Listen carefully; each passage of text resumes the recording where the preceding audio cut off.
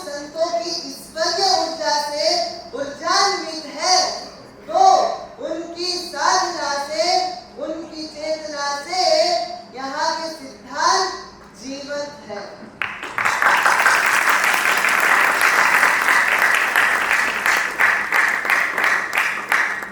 एक कालखंड ऐसा था कि लोग इस धरती को विश्वगुरु कहकर इस हिंद का गौरव गान करते थे। विदेशी विद्वानों ने आकर यहाँ तक्षशिला और नालंदा जैसे विद्यालयों के अंदर ज्ञान का अर्जन कर उन्होंने इस धरती को विश्वगुरु का स्टेटस दिया था। यह वह धरती है जिसने कई सदियों से, युगों युगों से सकल विश्व को शांति, सत्य, अहिंसा और ज्ञान की राह दिखाई है। तो इसी आर्यवर्त ने सकल सृष्टि को योग का ज्ञान दिया, विज्ञान का दर्शन दिया। ध्यान से सुनना, योग का ज्ञान दिया, विज्ञान का दर्शन दिया, आयुर्वेद से इलाज दिया, ज्योतिष का संकेत दिया, संस्कारों का साथ दिया, तो इनर सोल की शक्ति का आह्वान किया।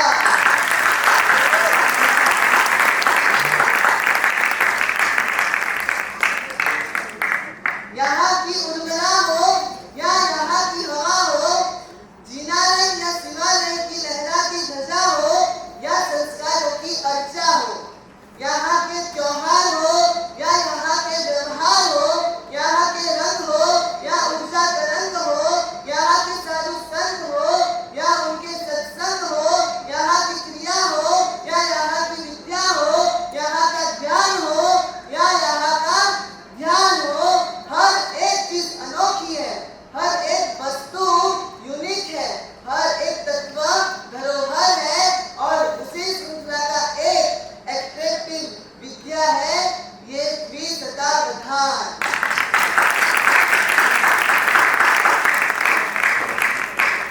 द्वि यानी दो, सत यानी 100 और अवधान यानी याद रखना। साधनों से दूर रहकर साधना के अंदर उतरकर इनर सोल की सर्वोच्च शक्ति को एक्टिवेट कर संत ऋषियों ने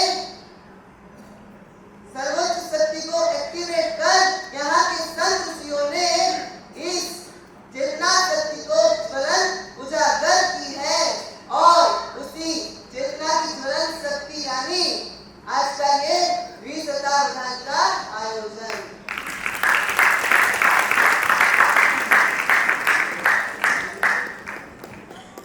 आज संतानों के श्रेष्ठ आदर्शों को उनको आकार देने वाले वालिदैन को एक छोटा सा संदेश देना चाहता हूँ कि हर विद्यार्थी ताकत होता है। हर संतान के अंदर नई शक्ति, नई इच्छा, ऊर्जा निहित होती है, लेकिन वह नई इच्छा, नई सोच, ऊर्जा, शक्ति अधूरी ही रह जाती है। क्यों? Why? क्योंकि घर के वरीब खुद के संतानों की तुलना दूसरों के संतानों के साथ कर लेते